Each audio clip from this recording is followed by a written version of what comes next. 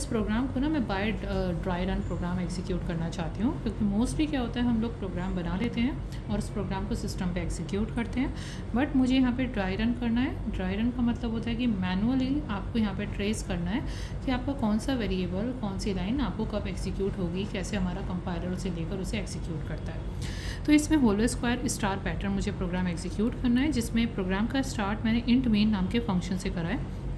Main मेरा एक function है जो प्रोग्राम का एक स्टार्टिंग पॉइंट यानी कि एग्जीक्यूशन पॉइंट होता है। मैंने अपने इस मेन फंक्शन को इंट से डिनोट किया है, जिसकी वजह से वो प्रोग्राम के एंड में मुझे यहाँ पर रिटर्न ज़ीरो प्रोवाइड करेगा। रिटर्न ज़ीरो का मतलब होता है कि हमारा जो ऑपरेटिंग सिस्टम है उसे पता चल रहा है कि आपके प्रोग्राम के बॉडी में जो बनी हुई है दैट इज़ ट्रू। अब इस प्रोग्राम में हमने यहाँ पर इनपुट कराने के लिए n नाम का एक वेरिएबल दिया है, जो कि आपका इंटीजर टाइप है। इस n नाम का वेरिएबल का मतलब है कि आप यहाँ पर एक वेरिएबल जो कि n आपने नाम दिया है आप ले सकते हैं। अब n की जगह आप ABCD कुछ भी लिख सकते हैं। Actually whole line is my statement जिसमें n is my variable and int is my data type which can't be change. अब यहाँ पर मैंने printf में आउटपुट स्क्रीन पर लिखा है enter the number of the rows. That means आप इनपुट फ्रॉम द यूज़र करवा रहे हैं, तो enter the number of rows. Number of rows यानी कि n एलिमेंट्स जो कि हमने यहाँ पे डिनोट किए हुए हैं।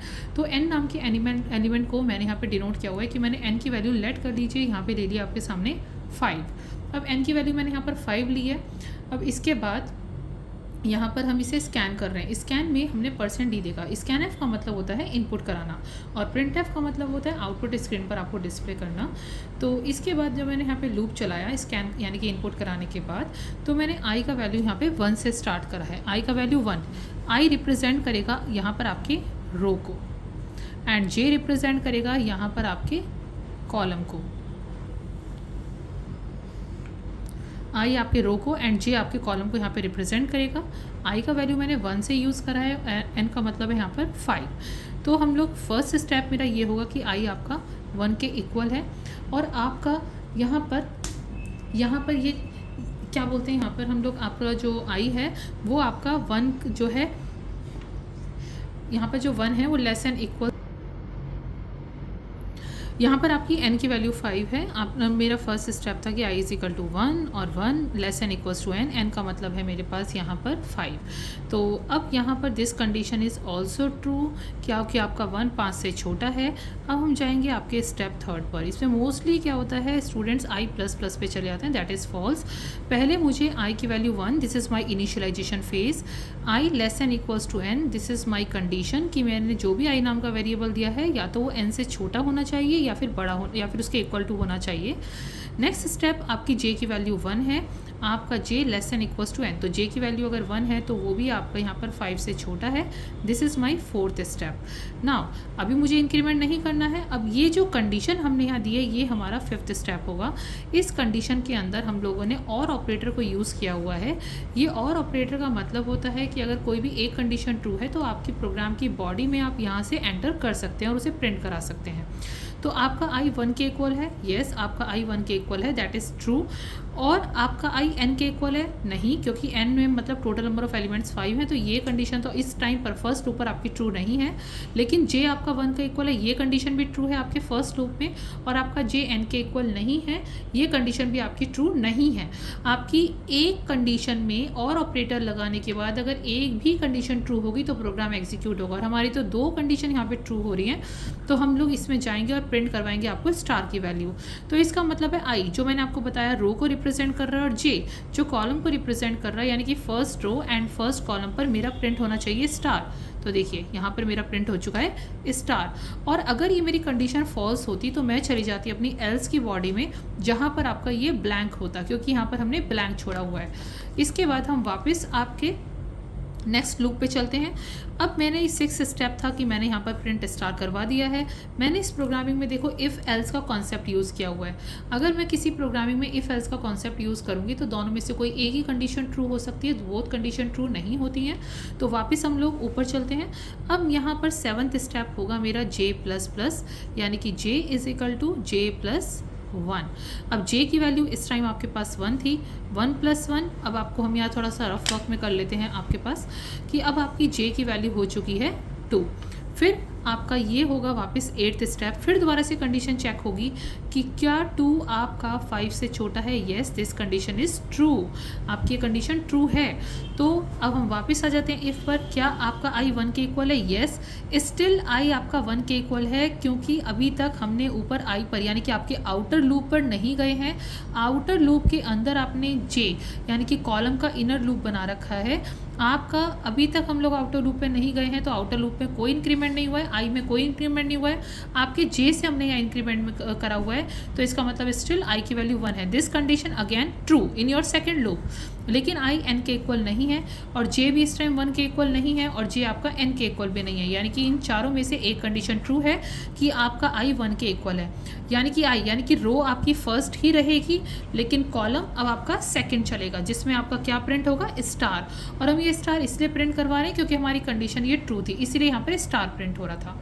अगेन आपका जे में इंक्रीमेंट होगा, अब जे की वैल्यू हो जाएगी 3 और फिर कंडीशन चेक होगी क्या 3 आपका 5 से छोटा है या उसके इक्वल है। येस, आपका 3 5 से छोटा है। तो वापस हम आ जाते हैं, यानी कि जे जो कि रिप्रेजेंट कर रहा है आपके कॉलम को। अगेन आपका कॉलम 3 और रो 1 में अगेन प्रिंट होगा स्टार।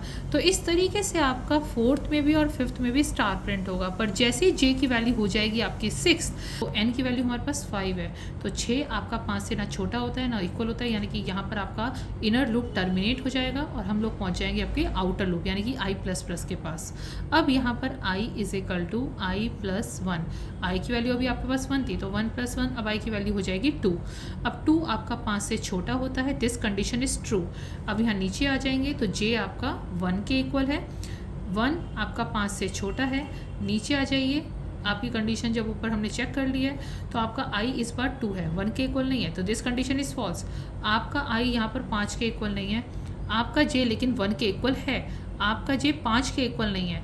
बार बार यहाँ पर 5 जो हम रिप्रेजेंट कर रहे हैं वो n total number of elements को रिप्रेजेंट कर रहे हैं, जो कि आप कुछ भी ले सकते हैं। आप n की वैल्यू 6, आपके n की वैल्यू 7, आप n की वैल्यू 3 कुछ भी ले सकते हो। यहाँ पर ये इनपुट फ्रॉम द यूज़र है।